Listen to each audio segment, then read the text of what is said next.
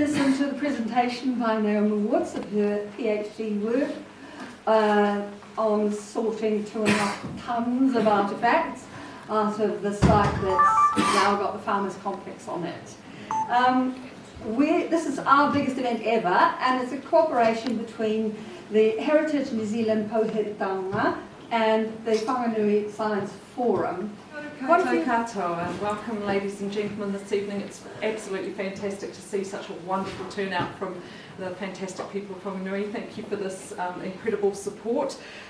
Tonight is a wonderful opportunity to examine the transformative science of archaeology.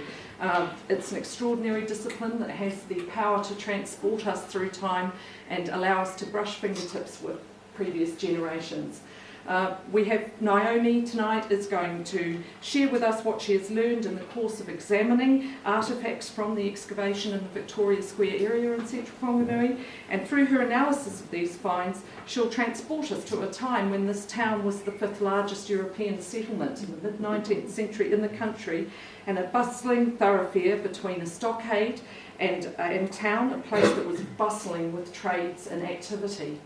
We're very grateful to Peter and Ella Grant and the Whanganui Science Forum for partnering with us tonight to bring this event into town. And just before we do hand over to Naomi, it is important to take a moment for reflection on the circumstances and hard work that have gone into obtaining the material and information that we have here tonight. I'd just like to note, with thanks to the attendance of the Mayor, Hamish McDowell, thank you very much for joining us here tonight. It's lovely to see you, and Councillor Helen Craig, also our partner with the Whanganui Regional Heritage Trust. Great to see you along tonight.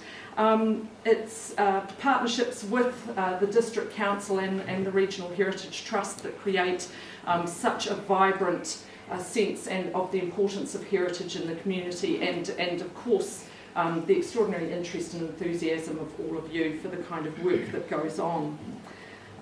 So I should acknowledge that, in terms of places around New Zealand, I think Whanganui is moving into, the place of becoming New Zealand's next big heritage star in many ways, and that is down to the custodianship of the council and the advocacy of the Regional Heritage Trust, and it's down to the interest and enthusiasm that you will bring to it. And we think that showing signs of really embracing New Zealanders' fuller understanding of the value of their cultural heritage. Now, embracing an expanded perception of the importance of something like this is not always easy. It can at times, in developing that understanding, go through phases that are a bit protracted and painful. And Heritage New Zealand is very aware that sometimes, this sort of process and journey can be difficult. I'm a bit of a Jenny come lately in terms of the circumstances that have led to this event here tonight, but I do know that it's enabled the retrieval of the vital knowledge that Naomi is going to talk to us about tonight. That wouldn't have been possible without work done by an awful lot of people, so I hope you'll forgive me a quick Oscars moment as I seek to quickly acknowledge the hard work and input of some really key people, such as Chris Estratiu, Colin Millen, Anne Neal, Geraldine Bauman, Pam Bain, archaeologist Michael Taylor, Anita Sutton, Kevin Jones, Ivan Bruce, Sian Keith and Andy Dodd, also Dave Rudd, our former colleague at Heritage New Zealand, to Clive Aim and colleagues at the Council, and also to all key Heritage New Zealand staff, Catherine Hurren, Natasha Naus, and to Professor Ian Smith, who's also helped enable Naomi's PhD studies and negotiated that with us. But that's enough of the Oscar moment, no tears or anything. I'm going to hand over now for the good part, which is Naomi. Thank you very much. Right, yeah. Thank you again for everybody coming. It's really great to see so many people that are obviously at least a bit nosy about what's been going on. This is the first time I'll be presenting it to people who actually live in Whanganui. It just makes it a little bit stressful. It's really nice to actually give back something, and nice to see kind of a positive outcome to archaeology. Today I'm going to be talking about one very, very small part of the site, one particular family, and this isn't my whole thesis. This is just a little bit of it, so there's plenty of opportunity for me to come back and share the rest of it with you if you enjoy it. And if you don't enjoy it, you can run me out of town. So I'd like to go back a little bit and talk about how I got to the point that I'm at, and I couldn't go any further without mentioning my inspiration and one of my favourite people ever, who I'm sure lots of you are familiar with, Ellen Hewitt. She was a very early Whanganui settler. She wrote some really amazing memoirs called Looking Back. I'm sure most of you, if you have any interest or knowledge in Whanganui history, have at least heard her name. But she wrote these amazingly colourful memoirs about early settler life in the town when it was going through its troubles, what we call them, and coming out the other side. And importantly, what really struck me is that throughout these stories, she doesn't just speak about her experiences straight up. She often uses certain objects that she's familiar with every day to kind of frame her experiences and kind of as metaphors. As really great examples, she uses different cooking implements. I'm not going to go into details because if you haven't read hers, you have to go out and read it. I'm going to force you all to do that. And things like ginger beer bottles, all of these things, and it makes the story jump out and you can know exactly what she's talking about. And unfortunately for archaeology, it made me sit back and think, I've got all of these artifacts, I could do that, that sounds really fun, and I need to do a PhD, and that's kind of a PhD topic. So I wanted to create similarly rich and nuanced narratives for other members of Whanganui who didn't leave behind memoirs. And luckily, the VRC site came along. I was not involved in the initial excavation. I visited the site once in 2014 to do a little bit of the final monitoring. But that was the only thing I had to do with the excavation. I was still an undergrad when it was dug up. But I don't think you even need to introduce where the site is for most of you. That little black spot, you've got Maria Place there, Victoria Avenue, and St Hill Street, and there's Cook Gardens there. So it's right smack bang in the middle of town. That's an image of it looking from Cook's Gardens. This is the Maria Place there. We're just going to be focusing on this little corner of the site. So that's a tiny, tiny bit of the site which spanned 5 or 6 town sections. Can't remember off the top of my head. We're just going to be looking at one little town section today. And this is what greeted me when I signed up for, as I said, my supervisor, Ian Smith. I was thinking of doing a PhD and knew that I was really interested in urban archaeology. I'd done my master's on stuff from Dunedin and had been approached by several members of Heritage New Zealand looking for some poor sucker to carve this letter. And I couldn't get far enough back to take a picture of all of these boxes that arrived in a basically a shipping container. But 2.5 metric tons of material dug up from that site. And it's just mental, the amount of stuff. And that's not even all of the stuff. Some of it was left on site, so there's a little bit more than that. And that's what I started with, and that was the first point in the process where I started questioning my life choices. Especially because none of this was washed. It's all still covered in mud. I got this in 2013, I think. So some bit had been sitting in mud for 3 years. Luckily though, I had a group of willing and naive undergrads to come and look at me. Some of them were washing for 2 years. And only complained a little bit. So before we get into the story, I want to kind of prove to you that I'm not just coming in and making things up. I do, while what I wouldn't describe what I do necessarily as science, even though it's a science forum, I do sit to set out a strict methodology, which set out here, and everything that I'm going to tell you, the story, is based on evidence. It's not just made up, I promise. And my first step was going through all that material and the excavation records and picking out the deposits that I thought I could match with people. And so there was around 700 features And so features included things like wells, rubbish pits, latrines, things like surface deposits, so underfloor deposits, topsoils, post holes, building foundations, millions and millions and millions of things. But I tried to understood that I couldn't do all of it, otherwise I'd be taking 50 years to do my PhD, and scholarships don't go for that long. So I, right from the start, I started narrowing my focus, and so I looked for ones, so the types of features that would be deposited more or less in one go, so that I could date them, and I kind of could tell what structures and things were associated with them, and it contained a lot of artifacts that I could use those artifacts to give a bit of context. And so each step I went down narrowed the number of features down, and the second one was important to kind of estimate a date for each deposit as to when the stuff was thrown away, and that could help me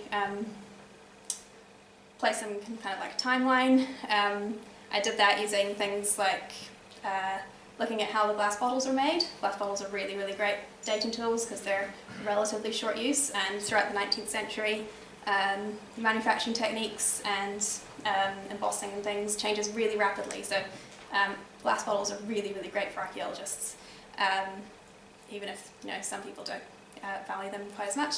Ceramics and crockery as well, that's really good. You can date that using what it's made of, how it's decorated. Sometimes they have maker's marks on the back, which you can look up, kind of like Antiques Roadshow. And also where the deposit was can sometimes help, because I've got various historical maps and historical photographs. So if I see a rubbish pit where a house is sitting in the 1880 plan, I know that that rubbish pit dates before that house, because you don't, unless you're very odd, put a rubbish pit in your middle of your sitting room. So that was a kind of a bit of a complex process. That took me the longest, as just cataloguing all those features, and quite often you'd pick a really good feature, get halfway through it, realise it was useless, and just move on to another one.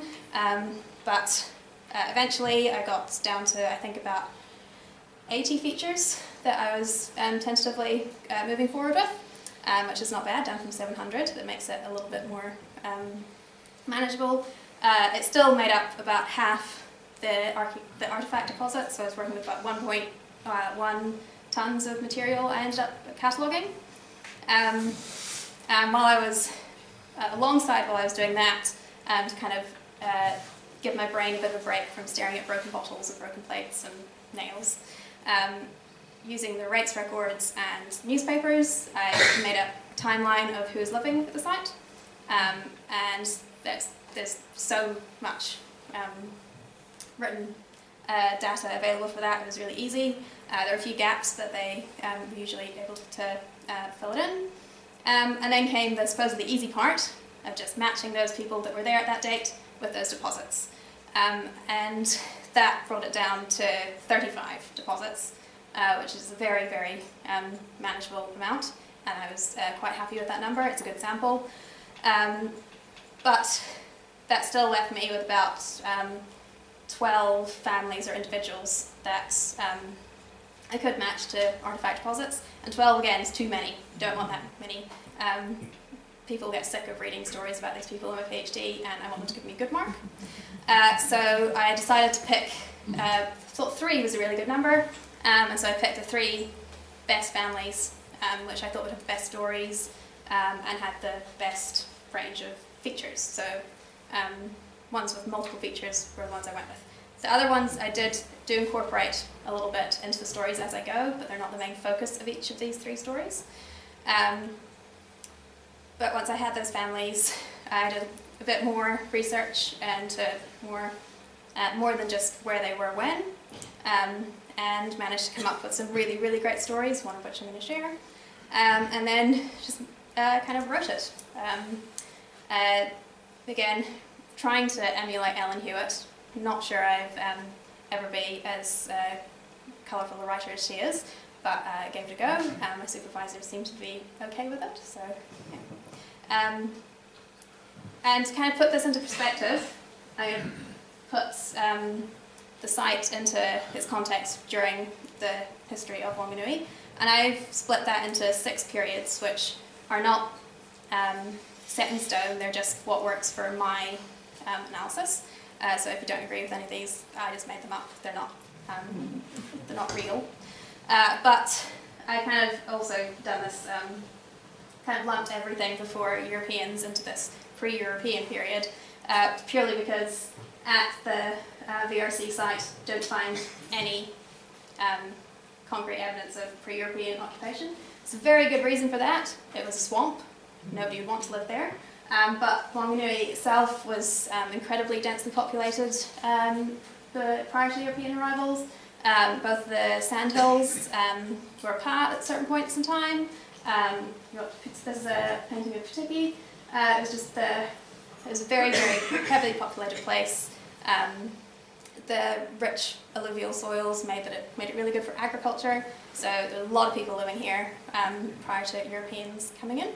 But as I said, not really much at the site, apart from the evidence of the swamp is the most.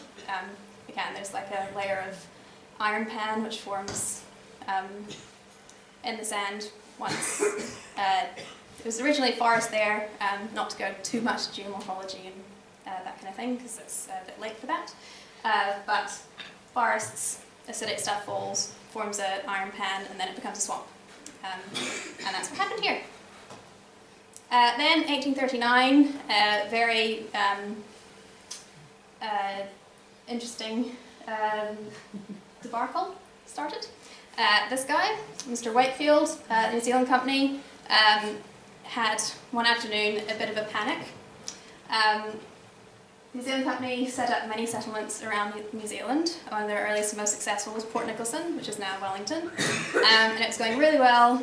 People would buy a section in Britain and then come over and claim it when they arrived. And things were going so well that he got a letter saying, got a new ship of settlers coming over, they will purchase land, expect them in a few months. There's one problem with this: all of the plots in Wellington were sold. So in mild panic, he sent out a group of surveyors and his nephew to come up to this lovely place he'd heard about called Whanganui, where he thought that sounded like, he'd never been there, but he thought it sounded pretty good. So sent a group up. It was pretty good. He thought they thought that it would work just fine. And they purchased it off 3 chiefs down in Whanganui, which is obviously not Whanganui.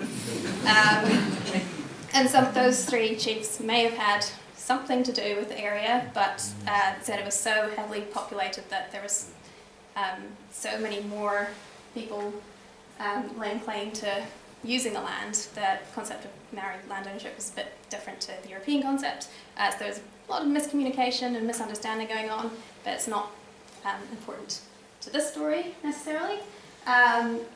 So this period, the early period, I called it the Wakefield period, and that was when the town was known as Peter for a while, until it got back to Whanganui because everybody hated that name. Population was very, very small during this period. Maria Place, still unoccupied, still a swamp, but there's people kind of bustling about. The streets are beginning to be surveyed in, and regular raids happen to the town because many of the locals are understandably confused as to what these people are doing here, and want to see them out. So in late 1840s, I was on the verge of abandonment, but then the Crown steps in and sends 2 regiments. And so this is the beginning of garrison period. And this map shows the site. It's right where we see the swamp, so you see it would still be awful. But importantly, Maria Place joins the York Stockade, which is on Cook Gardens, and the Rutland Stockade, which is kind of around here. So it would be a major thoroughfare through the swamp between each of the regiments, which are kind of the hub of the town. They're where people run to when the raids are still ongoing. Seen as like the safety net, and they're really, really important. And there's all sorts of there's multiple wars going on during this time. There's a little bit of peace in the middle there somewhere, but again, that's not vital to this story, so I'm not going to give you all live here, so I'm sure you know a bit about this anyway. But eventually, in 1870, the last of the military move away because it's got peaceful again, and that changes the whole feel of Whanganui. It starts what I call the recovery period, which is where Whanganui starts to boom again. It's safe to live in most areas, so it starts expanding out from that central hub. You can see that sandhill in the middle there, that's Cook's Gardens. And you see there's houses all around Maria Place now, so this is where the town really picks up and everything's looking great. And it starts to become a really important trade hub. Thanks to the river, several industries emerge and get really, really strong, and everything's going really, really awesome until 1882 when the whole country slips into depression. This hits Whanganui just the same as it hit the rest of the country. Newspapers are full of people going bankrupt. Jobs are incredibly hard to come by. It's just not a really fun time for anyone, anywhere. Maria Place continues on much the same. It starts, was residential, starts getting a little bit more commercial, but not really much happens during this period. It's all very slow. 1895, the Depression is officially ends. And then I've got this awkward last period, which I can't think of a good name for, so if anybody's got suggestions, I'd be really happy. But the late Victorian / Edwardian. And it's another recovery period, so I could just call it Recovery 2, but I don't want to do that either. And it's from 1895 till an arbitrary date, which I took as the start of World War I, because I had to stop somewhere. And this is a picture of Maria Place, the turn of the 20th century. That's the Siobhan's garage. So the area takes on a whole new lease of life. Comes, again, more commercial, more retail, and less residential as people spread out and that CBD expands. Yeah, now to the story part. The family I'm going to focus on today are the Burns. They lived at, well, owned and at least partially occupied Maria Place property, so that corner bit that you can see in all those pictures of from Cook's Gardens, the St Hill Street Maria Place corner. They owned that for around 40 years. Not entirely sure when they first moved in. The early records are a little bit sketchy, but the family consisted of Mary, the wife, Big John, the husband, Little John, the eldest son, Mary Ann, and Michael. The Irish Catholics came over from Ireland with the military in sometime, I'm guessing, the late 1840s. Again, it's a little bit sketchy. I don't have those records. I don't know what part of Ireland they come from. Turns out Mary and John Byrne are incredibly, incredibly common Irish names, so I have no idea where they came from. I've tried though. And they arrived with one of the first regiments into Whanganui. They were stationed at the York Stockade, so that's that one on Cook's Gardens. That is where the 65th Regiment married officers and soldiers were housed, even though the other part of the regiment eventually moved off to the bigger Rutland Stockade. So this would have been a very, I imagine, strange and cramped existence living in there with lots of other military families, but it's nice that, you know, John brought his wife and children over. But yeah, we're again late 1840s to sometime in the 1850s. They're military living in the stockade. This is a photo of town from about late 1850s, maybe 1860, and you can see that the York Stockade labelled there, and that red circle is a cottage on that section on the corner. So it's not right on the corner, it's about 2/3 of the way up the town section. And that, I think, is the first house that they built. So they've moved out of the stockade. They've purchased 3 sections in this area. They must have done this after 1855, but before 1860, because there's a map that shows that nobody owned it or lived on it in 1855, but by 1866 they're definitely there, but this is dated to about 1860. John, through his military service, was also granted 60 acres out near Waitotara through the Naval and Military Land Act. And so they had that land as well. And important thing to see here is that York Stockade Sandhill comes all the way over St Hill Street and halfway up Maria Place. So that's probably why that cottage is situated there, because that's as far as the road goes back. And obviously it doesn't look like that now. But when they came to moved out from the military setting to become civilians, this was very much encouraged for military people coming over, especially to Whanganui. There wasn't a huge civilian population at this time. Nobody really wanted to settle here, and it was still quite dangerous. So, you know, the military soldiers were really encouraged to just set up home here if they finished. That's what the land grants were supposed to do.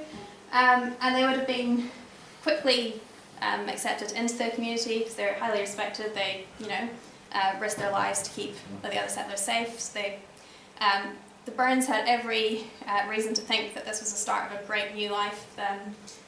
And what they did almost immediately is built these three cottages. Got this one, and this one. Again, that's that corner there. So that was that first one in that first picture. You can see it's a lot larger. And you've got these three little ones which are almost identical. They look quite haphazard. They've got rough weatherboard walls, wood shingle roofs, and they're quite small. And this is a plan, kind of a schematic plan of the bottom of that section. So that's St Hill Street and Maria Place up there. And these kind of dark splodges are building outlines from an 1866 plan. So that dark splodge there is that cottage there. This big square one on the corner is a bit of an enigma because there doesn't appear to ever have actually been anything there. I think that was kind of a future aspirations, which we'll get to. But they built these cottages, obviously drawing from their experience in the married quarters, and let them out kind of short-term leases to military families and officers. So there's a really high turnover of residents in these cottages in their early years. Lots of them have military connections. So they obviously saw this as a great way to start making some money and provide a service that was lacking in the town. Through their own experiences as a military family, it's much nicer than living in a garrison, in a barracks. You have your own space, and you don't have to share anything with anyone else. So that's really, really good thinking, I suppose, on their part. But those you may see, it's not the most forward thinking that's ever happened. This is about, as I said, 1866, so we're getting towards the end of that garrison period, but they're highly successful initially. And you can see some potential military shirts hanging on the washing line. And if you look at these green circles, are the archaeological features that are associated with the Burns, all except these two, I think. And their very earliest ones are this one up here and this one. And those are rubbish pits, and these, you can see they're right on the front, the street front of Maria Place.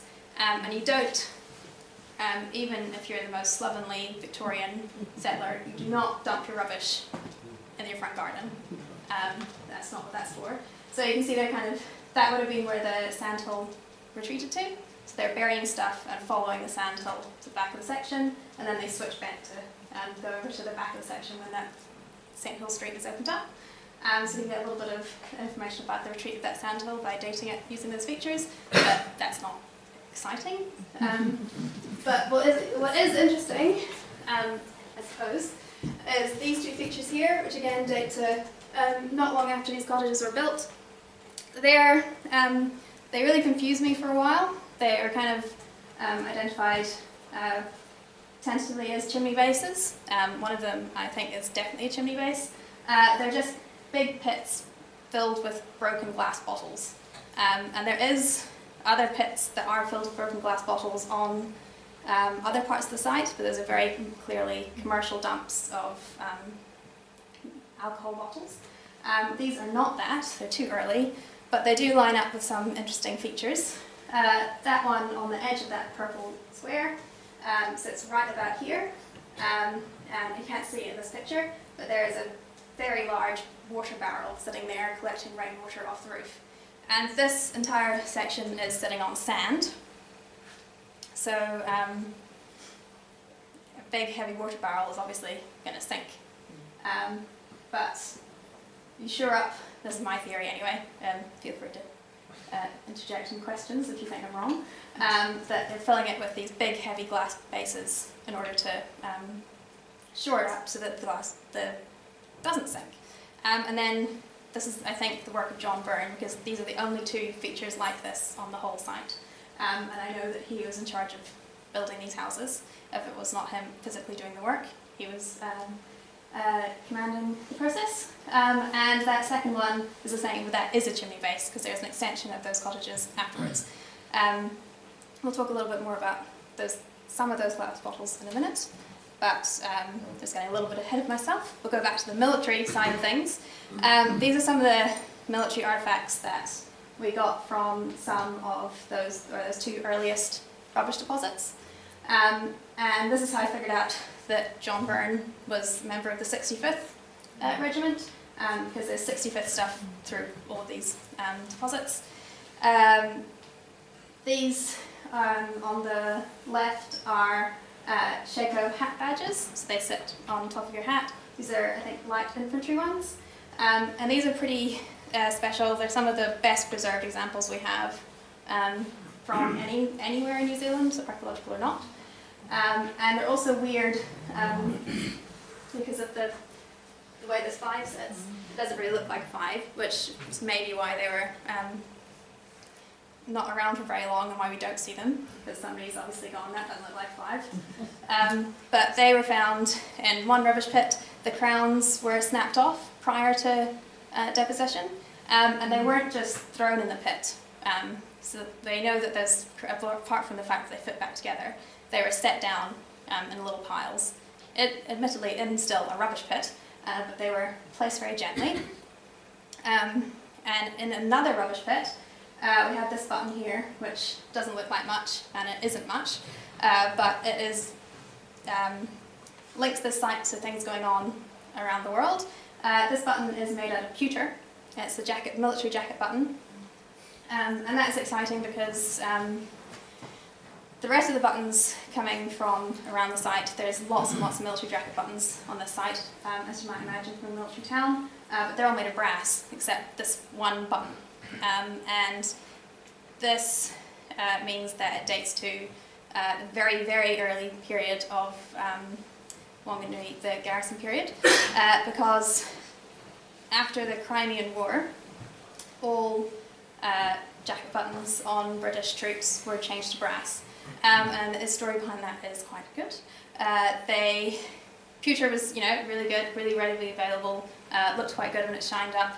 But if you go into the Crimea, it gets very cold, and this causes the metal to shatter. And the last place you want your buttons to fall off and your clothes to fall down is in the middle of the battlefield. So the Crown very quickly starts reissuing brass buttons, which don't do that, even to places as tropical and lovely as Whanganui.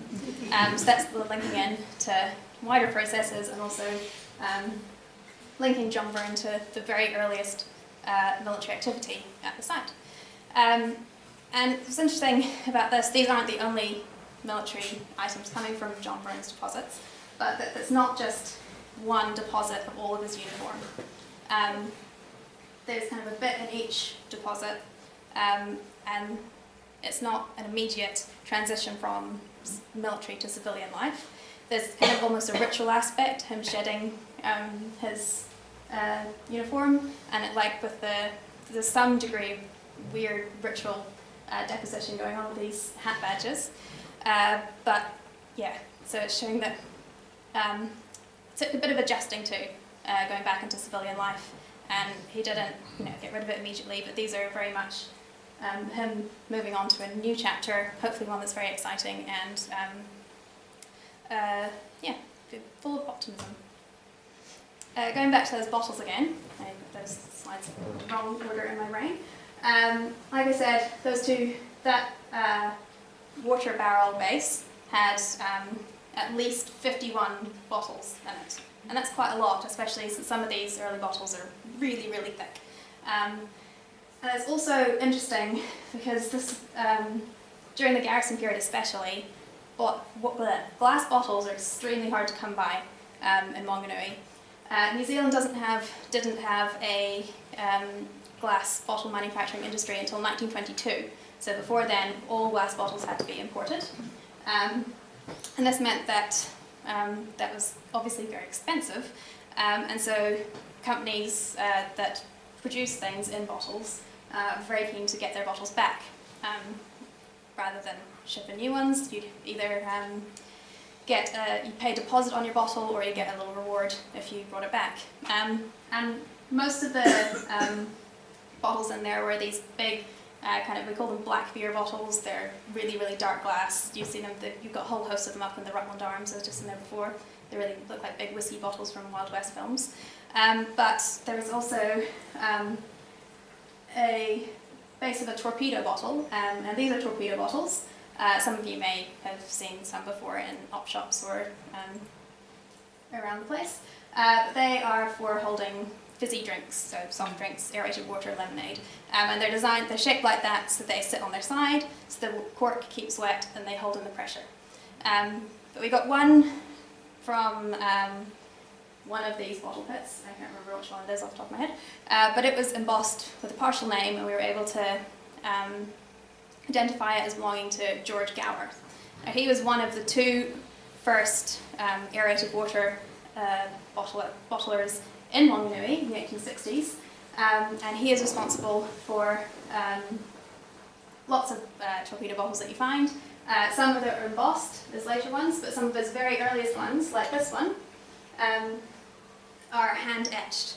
And this is a strange kind of behaviour that I've only ever seen in Whanganui bottles. There's bottle makers etching their name by hand onto their bottles. And his one example that I've got from Whanganui is complete. This is just a drawing of it, but the X and the G are beautifully etched. They're smooth, it's very cursive, it's very lovely. But I've got at least 7 other etched bottles, and they all have these extremely hideous E's on them that look like a 2-year-old has done them. And they belong to George Gower's friend, Robert Evans. And this is a little bit of an offshoot, but I love these bottles. They're so great, because you can tell that somebody's held it and really struggled to get that E. There's also 2 styles. You've got a serifed and a not serifed, so there's obviously more than one person working in this Robert Evans aerated water factory. And we do have other examples of these bottles, Robert Evans bottles, that he's from, I think it was the Whanganui Hotel site, which is the UCall now, I think. It was excavated a few years ago now. They had one of his with an E etched on it, but it was embossed with somebody else's name. It was embossed with the Hokitika aerated water company. So he is taking other people's bottles, etching his name on them, and claiming them as his own. And as you can see from them, those 2 with E's, they're different sizes, they're different shapes. He's not ordering in a bulk lot necessarily and selling them. He is just pilfering because it's cheaper. And interestingly, the only real mention you get of Robert Evans anywhere are newspaper articles in which he very, very, very angrily demands that people bring back his bottles, and they'll be fined if they don't. So he is a kind of an ephemeral Whanganui character, which I've really grown to like. He wasn't successful. He went out of business in the early 1870s, but as I said, George Gower continued on until he could afford his own embossed bottles. And these turn up in John Byrne's weird structural support things, and it's stories like this, that just little offshoot things that I really, really love and couldn't count. Other signs of how optimistic this family was coming into this new chapter of their lives. And this is in the teaware deposit, or the teaware deposited in some of these rubbish pits. And the teaware would have been Mary Burns' realm. It's well documented that women made the decisions about what teacups and saucers and teapots to buy. So this is her work. And within these early rubbish pits, I've got at least 2 complete tea sets deposited, whether one thing is broken and the rest of the set is then thrown out. And that's a pretty big deal back then. Whanganui, 1860s, you can sometimes barely get food, let alone new teaware, but she thinks that things are looking so on the up that that teacup's broken, so I'll just chuck out the rest of the set and get a nice new one when all that money comes in. And that's one of the examples of one. I was not throwing that out, it's quite nice. But also this teapot, this is a bit of a teapot, you get an idea of kind of ideals she held. It looks like, I don't know if any of you know Antiques Roadshow followers or anything or collect ceramics, but on first glance it looks a little bit like Wedgwood's black basalt ware, which is basically the Rolls-Royce of ceramics at the turn of the 19th century. It was first developed mid-18th century by the Wedgwood. It was a very, very highly fired stoneware, incredibly expensive and highly sought after. Everybody wanted it, but most people couldn't afford it, including Mary Byrne, because this is a cheap copy. It's earthenware. It's still, fairly nice. It's got that nice kind of moulding on it. It does the job, I suppose. It's a little bit too shiny, to be honest, but and even in the 1860s, though, when this was thrown out, this would have been seen as extremely old-fashioned. You can still get black basalt, it's still being made today, but it went out of fashion before the middle of the 19th century, really. So this is, I'm kind of guessing, something she brought over from Ireland with her. And coming over to the colony, the whole point of coming over here for a lot of people was to start afresh. You're not going to know anybody. Nobody's going to know what your past is like. It's supposed to be like a classless society. So she's coming over with this nice tea set and this nice pretend black basalt teapot, so that people will immediately think she's a good stock. She's classy.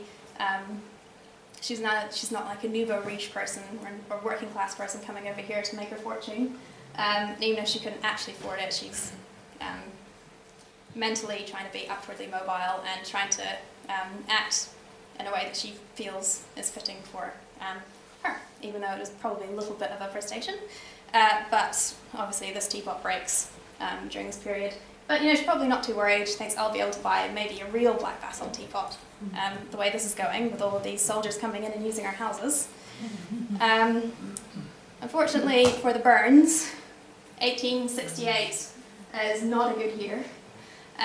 So this is 2 years after that plan where it shows those houses are built. John Byrne Sr., Big John, he dies at the age of 52 in that bigger house on Murray Place. He's followed to the grave a year later by Little John, who was only 21 when he died, again at home. It looks kind of out of place in the tragedy strikes column to have her daughter get married, because it should be a happy thing. But Mary Ann gets married and moves out to a sheep farm in Carrickmea, and she does not have a good time at all. She has 5 children in 5 years, and then her husband dies, leaving her kind of abandoned in this sheep farm, which the government is trying to take back for some reason, which I haven't got to the bottom of. I've kind of stopped researching her because I got too sad, but then eventually half her children also die. But moving on, she's not part of the story anymore. So just and unfortunately, 1870 sees the military leave town, so Mary can no longer rely on those cottages as a reliable source of income. Her youngest son, Michael, is also in his mid-teens, so she has no real income source at this point. She's just lost her husband, her eldest son. Her daughter can't help around the house anymore, and everyone has a bit of a rough time. And in order to kind of survive, she has to start making money somehow, so she starts selling off property, or at least trying to sell off property. Not too sure how much of the Waitotara property she tries to sell off. She does keep a little bit of it, at least, I know. But she desperately tries to sell all of the town property. She seems to just want to leave that place where her husband and son have died, move out to the country, Waitotara, where it's safe to live now because the garrison period is over, Whanganui is booming. Move out there, start a new life, try to move on from these horrific tragedies, and so she puts the whole lot up for sale. And one of the first features to date after Big John's death is this one here. So it's just it was initially a rubbish pit, but I think it's probably actually a latrine, and it corresponds with this there's a little, looks like an outhouse there. And obviously I think that harks back to a time when the sandhill was a bit further up, because you wouldn't also put a long drop on the street front either. She's just made a few rookie mistakes, but she clears up, and obviously you don't want to sell your house with a poop-filled long drop, so she fills it in. And what she fills it in with are a whole heap of complete bottles. These ones aren't as broken up as the ones in those two supporting features which John put in, but they're similar, they date to a similar time, they're very much, they look the same. It looks like somebody's been hoarding bottles, which I think is to do with this other mysterious dark square on the corner, which appeared on another plan, which may have been a big house for them to move into, and he was thinking, those bottles did such a good job of shoring up those heavy structures, I'll use them when we build that house. But of course, he died, and it never happened. So Mary just threw all of those out and tried to move on. She put, as I said, she put all of the town section up for sale. The section that fronts onto St Hill Street sold reasonably quickly. The rest of it didn't. She puts it for, I think, about 5 years before any of it sells. The last 2 times she attempted to sell it were mortgagee sales, so things are not going well for Mary. But she eventually sells all of the property except for this cottage and this section. So she's still lumped with it, she can't get rid of it. Obviously, nobody wants a kind of ramshackle, pokey cottage on a corner section when they can get the same land for cheaper somewhere else, and it's now safer to move further out. So this is no longer desirable real estate. Nobody wants it. Even Mary doesn't want it. And in 1874, things, perk up a little bit. By this time, Michael's 18, 19. He sets up a business in Howrah. He sets up a saddle and harness maker. And so Mary follows him out there. He seems to have been a bit of a mummy's boy, never married, just lived with his mum. But she moved out and set up home on their Waitotara property, so she was kind of in the middle. I think, yeah. And that's kind of, I'm sure you all know where these places are because you live here, but I've given this talk to people who don't live here before. And so she's living there, but she is still spending at least part of her time back on the Maria Place property. You can tell this because there's several funeral notices of who I assume are her friends, who all leave from Mrs. Burns' residence on Maria Place during that time when she's also appearing in newspaper reports and various records from Howrah and Waitotara. But she's getting there. She can't get rid of that town base, but she can still go back there and use it. She's got her house out in the country. Her son's business is really going well. He becomes quite a popular and prominent member of Howrah society. And she starts getting back into the swing of things, socialising, forming new circles, probably partly through her son, but also probably through herself. Again, she's a quite staunch Catholic, so probably the church helps a little bit with that. And everything's looking up until 1883 when her Waitotara house burns down. And so she's forced to once again come back to Maria Place. By this time, she's living in this little, quite sad by now, little cottage. Was potentially not even intended to last that long as a structure, but she's back there, that tree's growing and kind of blocking out all her light from the street, and just yeah, I don't know how happy she'd be to be back there, but at least she has a house. And with her, she's obviously brought back that fire in Waitotara, destroyed the house so much that she couldn't live in it, destroyed some of her stuff, but she managed to bring quite a lot back with her to Maria Place. So some of the items that we've got in some of the earlier rubbish pits dating to this period kind of reflect her activities prior to that time, obviously. But it's also interesting to note that her return to Maria Place permanently is 1883, so that's a year after the Depression officially starts. So everything's on the decline. Her health starts deteriorating. You start seeing her appearing in hospital records in both Whanganui and New Plymouth. Doesn't say for what, but she is starting to appear in hospital and get there. But her teaware also changes. None of this pretty, highly decorated stuff that's really fashionable and very specific. It's kind of utilitarian looking stuff like this. This stuff does become really fashionable and popular towards the end of the century, but this is a change in behaviour for Mary. And you can see from this very scientific graph, these are all the features that belong to Mary Byrne, and the chronological order going this way, so earliest to latest, and this is the percentage of teaware in there. And this is, at this point, is when John dies. So you can see there's only a little bit of teaware in that first lot. And then this is her widowhood period, up to here. And you can see her teaware just shoots right up. So the tea ceremony was very much a feminine pastime. Men did obviously drink tea and did come over for tea, but it was mostly for forging social networks among women. It's obviously particularly important if you're a widow, because that's your main link with people and out of town. And it's also a place where Victorians really like to show off how fashionable and up to date with things they are. And so if you look at other contemporary teaware deposits on the site, you see a lot more up to date and a lot more varied teaware. Whereas Mary Byrne's kind of shifted towards this stuff, and there's good reason for this. This is very, very easy to replace. If you break one cup, you can just go out to the general store and buy a new one.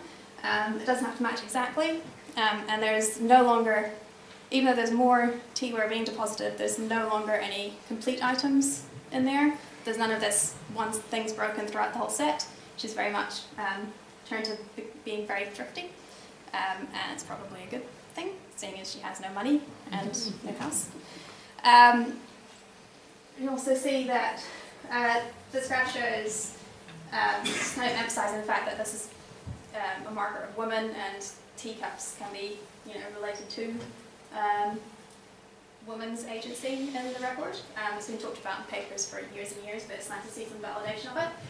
This is kind of the average proportion of teaware and assemblages for each of those periods. So usually it's about 40% of the ceramics are related to tea, so that's things like cups, saucers, sugar bowls, teapots, that kind of thing. And so overall for the site, it's about 40%. Mrs. Byrne, though, for her assemblages where she's the head of the household, the average is walking like 46%, which might not seem like a big difference, but it's fairly noticeable. And of all the assemblages that are over that average, all but one are Mrs. Byrne's assemblages. And she's also, this is the only household that's run by a woman that I have artifacts for, that I can conclusively link to. So these rest are men, and it's just really good to prove that is, you can see that on the record here as well. And this is another bit of a teapot. This is her fancy teapot take two, and it's quite hard to tell from that photo, but it's made of the same material as that previous one, but it's got this luster glaze over the top to make it look silver. And again, that's kind of mimicking a very expensive silver tea set. Obviously she can't afford it, but she's still striving to show that even though she's in this potentially dire strait, she still has the the behaviour and the ideals of people that can afford silver tea sets. And she should still strive to keep up appearances, if you want, like hyacinth bouquet, perhaps. But nobody would have been fooled by this, but they might have, seen that she is just behaved like that, so she must have at least some class. Which brings us to what I unfortunately like to call her death pit. Because in March 1891, age 65, Mary Burns dies at home. And shortly after, we find there's another pit that's dated just to exactly this time, which was quite nice. I dated it before I dated her death, so I didn't cheat. But this is quite a small rubbish pit. It looks like it was all thrown out in one go, and it is dominated by medicine bottles. They're all complete, and it's like a significantly higher proportion. I can't remember the number off the top of my head, but numbers aren't interesting for this. You have a whole range of, it's not just one type of medicine either.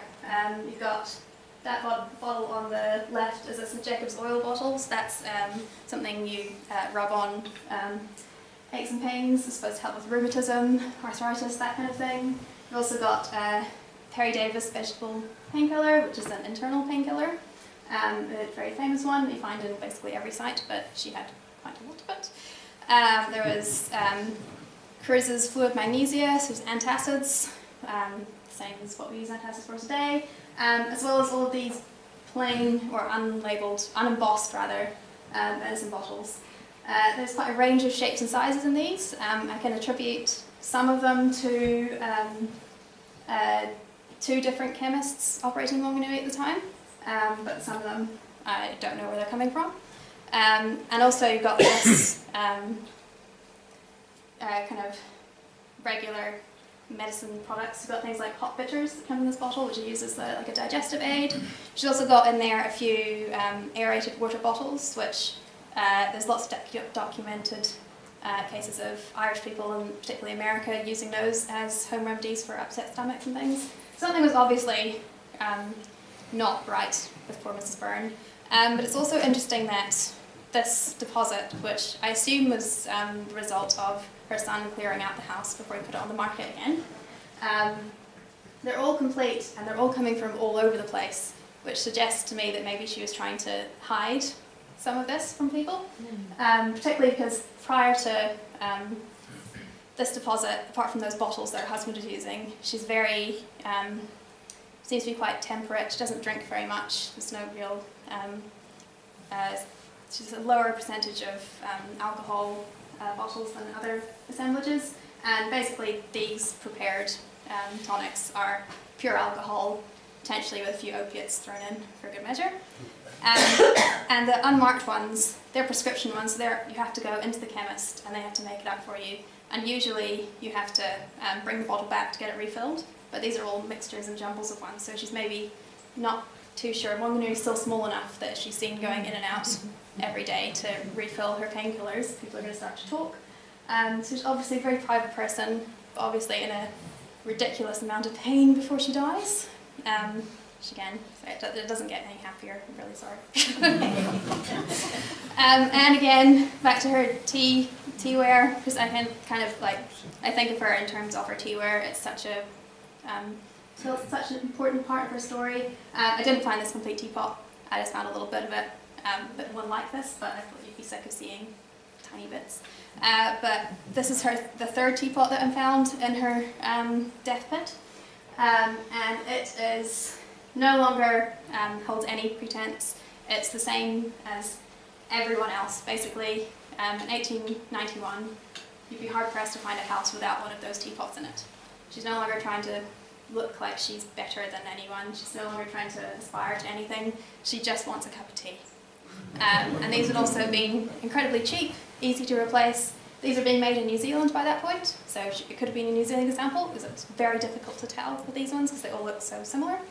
And there's more of that green banded wear, so she's still maintaining that tea set that she had in those previous pits. So she hasn't had a chance to update things. Again, she probably doesn't care by this point. She just wants a cup of tea to wash down her opiates with. And there's also, if you remember back to that graph, there's a decline in the amount of tea wear. So she's obviously not socialising enough. She's kind of declining in health, doesn't want to talk to people. Yeah, doesn't have a very good end of days. But what is kind of nice, though, a little glimmer of poetic hope in there, is where this stuff is buried. So feature 510, so death bits, that's there. And it's kind of in the same area as, it's the same part of the site anyway, that her husband was depositing his military stuff. So it's where he was shedding things that were so characteristic of such a huge part of his life. Her son, probably not deliberately, but he was burying something that epitomises the last major chapter in her life, right beside where her husband's things are interred. Probably not things that she'd like to be remembered by, given the way in which she appears to have tried to hide it. But, you know, it's all coming full circle, all stuff is buried together. And, yeah, they're back together at last. In the place that she so desperately tried to escape but ended up there.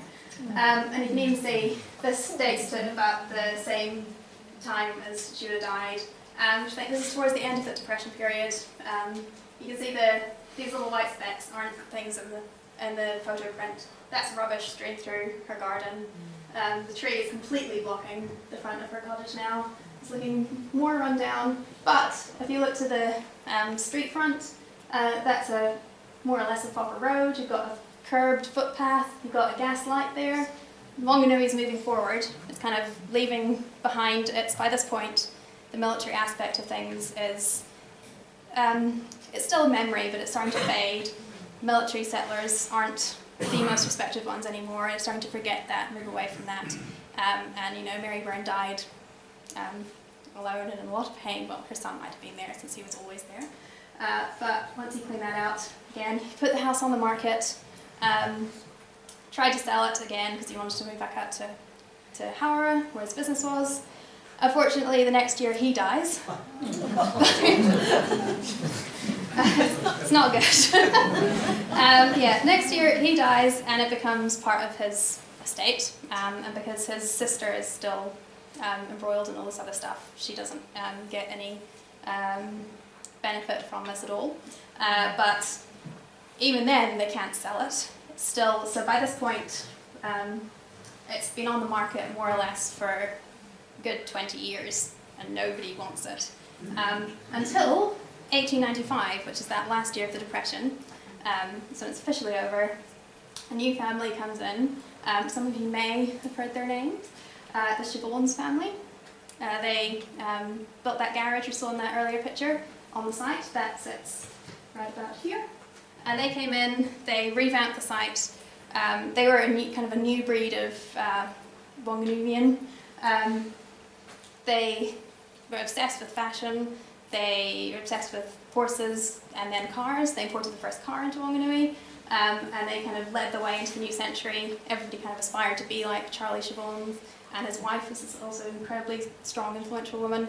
And so finally this corner of the site becomes this really great hub of what Whanganui should be, and everything gets a little bit happier. Unfortunately, all the Burns are dead. But it's not all, you know, happiness for these guys. And so that's obviously the end of the Burns, but I'd just like to finish by using some reasons as to why it's important to do this, and why it's important for me to be here, and why it's important for this to happen, why it couldn't just, we couldn't just ignore it. And firstly, the approach I'd taken in making these stories isn't in New Zealand archaeology, it's not really the done thing. It's been done in America for like nearly 30 years now, but it's interpretive archaeology, so it's making something out of your results. Lots of archaeology is usually just, you know, categorizing stone tools so that you know how they were made, or reducing large-scale population movements to this weird model that doesn't, takes the people out of archaeology. What I really want to do is put those people back in, so like the Burns. So if you were to look at a broad-scale model of Whanganui residents, you might not pick up on things that she went through, and stories are such a good way of bringing this thing back to life. And not everybody was like Ellen Hewitt, not everybody wrote down their experiences, not everybody was able to, but that doesn't mean that their stories don't matter. She could have just fit in this room quite well, probably. She probably would have scowled more than most of you are doing, but yeah, there's just this personal level of archaeology is what's really, really, I think, a real strong point of historical archaeology, the kind of stuff that is done most often around development sites in places like Whanganui. So you do get all of that rubbish, and that's all it is, it's rubbish dug up. But it's got so many stories to tell, and as I said, this is just one tiny, tiny fragment of it. And it wasn't a particularly good story, but I promise you all the other ones are more upbeat. And it's also an easy way to engage with a non-archaeological audience, and that is something which I really, really push for in my work, because a lot of archaeologists, especially in academia, are a little bit insular perhaps, and they don't think about giving back. They think about publishing papers and sounding really smart and using big words and having models named after them. But that shouldn't be why we do archaeology, and that is kind of like a dead end for it. Nobody's going to pay us to do stuff that they don't understand and doesn't give anything back to the community. And again, this way, creating these stories fulfills that. Hopefully you all feel a little bit of a connection to Mary Byrne now, in a way that you wouldn't from me just listing how many teacups were in each assemblage and what shape they were. But this individual approach can also inform about wider processes and things going on in the world, like with the Crimean War and that button. When combined with, it doesn't really work if I don't tell you the other three stories, but as I said, I don't have time to go into all of those. But when you combine them all together, you can look at, I'm really finding interesting, is you can see the emergence of a Kiwi identity in there. They stop at a certain point being British immigrants to New Zealand, and they start becoming part of New Zealand as its own thing, and they start forming their own culture. And each of them is expressed differently. The process, they all start off as British, except for Charles Siobhans, who starts off as Canadian. But they all eventually turn into these really nice Kiwis, which I think we could all relate to. And hopefully you've enjoyed that and haven't made you too sad.